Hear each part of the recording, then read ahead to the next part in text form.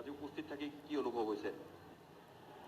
মই মৃদুল বাইলুং ফুকন ইতিমধ্যে টাই আহোম যুৱ পৰিষদৰ যোৱাকালি প্ৰতিনিধি সভালৈকে মই যুটীয়া সম্পাদক হিচাপে মই কাৰ্যনিৰ্বাহ কৰি আছিলোঁ কেন্দ্ৰীয় সমিতি। আজি মই উপসভাপতি হিচাপে মই ইয়াত উপস্থিত আৰু পৰৱৰ্তী কাৰ্যনিৰ্বাহ চলাবলৈ লৈছোঁ।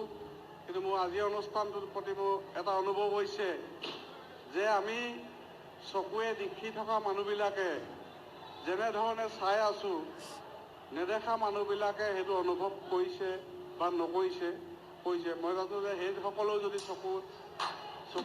চকুহালে দেখিলেহেঁতেন যে আজি এই পৃথিৱীখনত কি হৈ আছে এইটো অলপ মঞ্চত কৈ দিব পাৰিব। মই টাই আহোম যুৱ পৰিষদ অসমৰ প্ৰাক্তন কাৰ্যকৰী সভাপতি সদ্য প্ৰাক্তন। আজি অনুভৱ কৰিছোঁ এই বিনন্দীয় পৃথিৱীখন দেখাৰ যি আমাৰ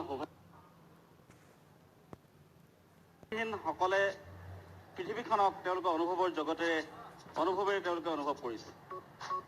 আমাৰ সংগ্ৰামী সতীৰ্থ মৃদুল বাইলুং ফুকনৰ দৰে আমি দুয়োজনে কথা পাতিছোঁ যে আমাৰ মৃত্যুৰ পিছত আমাৰ নেত্ৰশালী আমি এই দৃষ্টিহীনসকলৰ কাৰণে দান কৰিম বুলি আজি আমি এই ৰাজহুৱা সভাতে ঘোষণা কৰিছোঁ। দুজন